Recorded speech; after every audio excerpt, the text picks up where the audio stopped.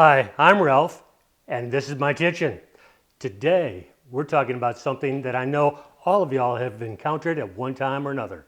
You've been to a wedding reception or a convention, maybe to grandma's house, maybe even your mom's house, and had to encounter skinless, boneless chicken breast.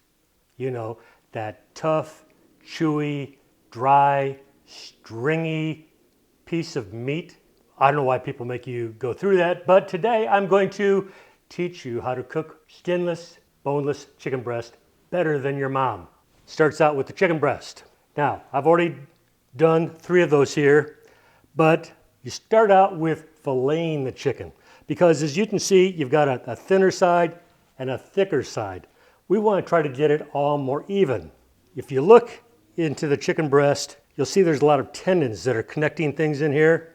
You just have to take your finger and run them up that seam along there, and it just opens up the fillet. Got this big chunk here. You think you can't do anything with it, just stick your finger into it about halfway, run it across, open it up, and it opens up into this gigantic chicken breast. Gonna put that in my baking dish here. Now, next step, take a fork. Puncture these, especially if you have any larger sides left, about 5 or 6 times per chicken breast. Now, we're gonna season them. Got my kosher salt here, seasoned from high up above so that you get a nice even coat on there. It looks like you're seasoning a lot, but actually you can handle more kosher salt than you can table salt.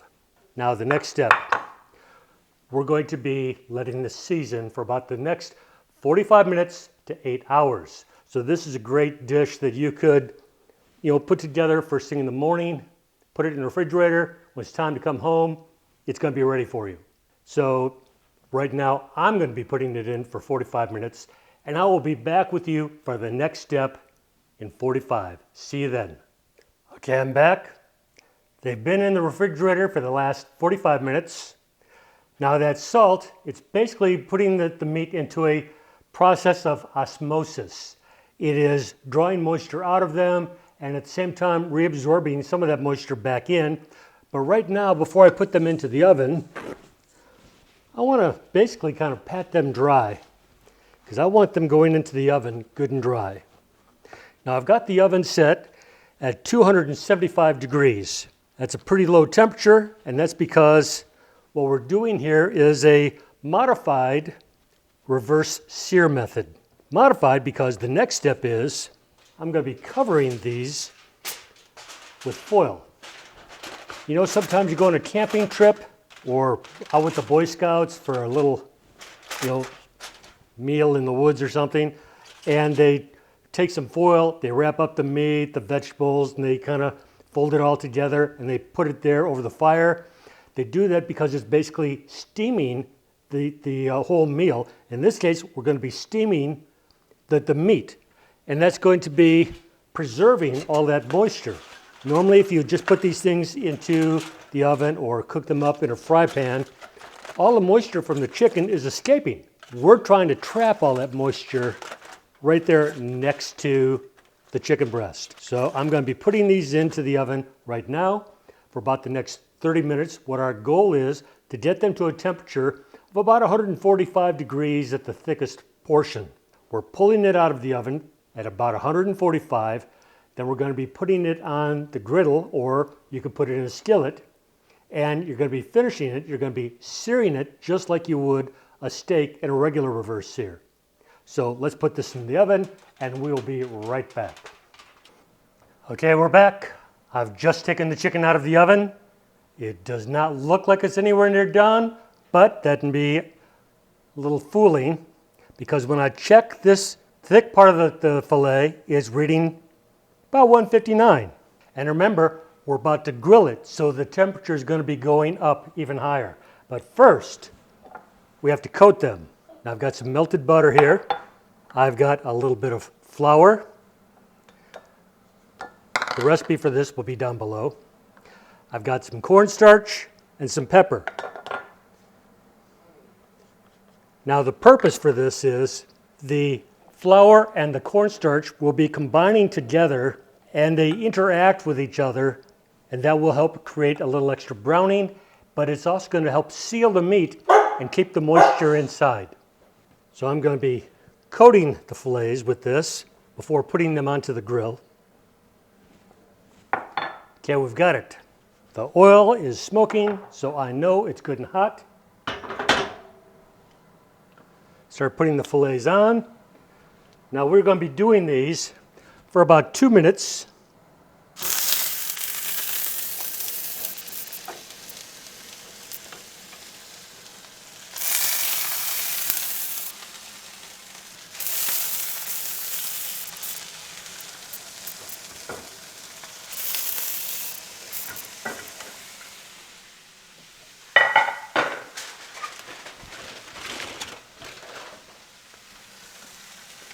Now, let me bring you over so you can see what we're doing here.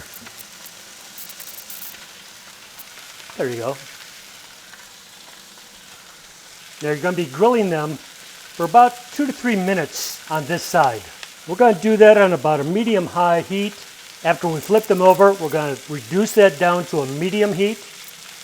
Do them for about another minute or two. And at that point, we'll check them, but they should be ready. Now they're going to be creating a little fond on the grill or in your skillet. So you may want to move them around a little bit to help absorb some of that fond. Now at this point, I'm going to be coating this side.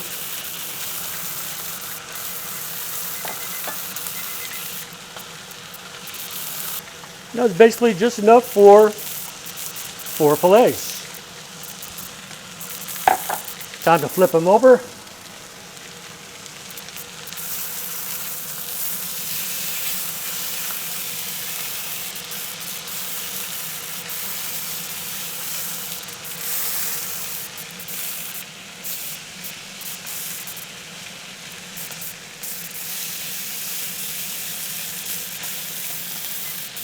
We're getting a great sear here. Let's check our temperature. Getting up there, but we still have plenty of time to let them grill. I'm going to take this off, check it.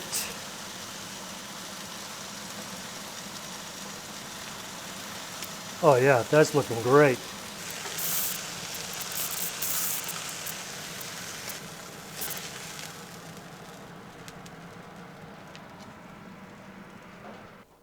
I've let them rest for a couple of moments, and let's cut one open, see what we have.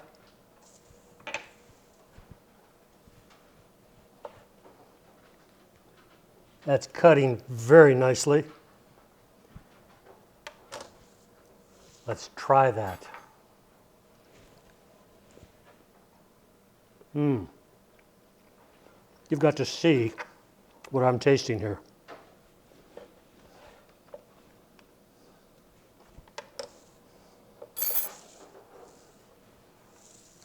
Look at all the juices coming out of this thing.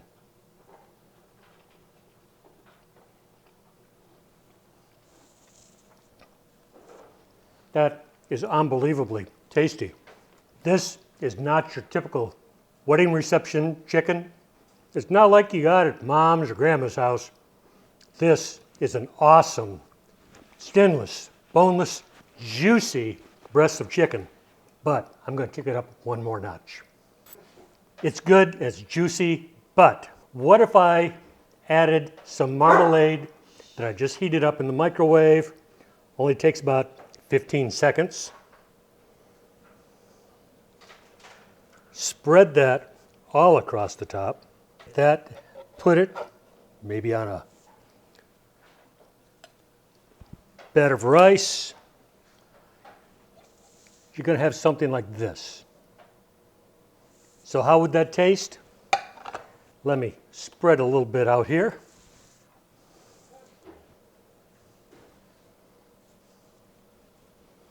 And and we'll just taste some.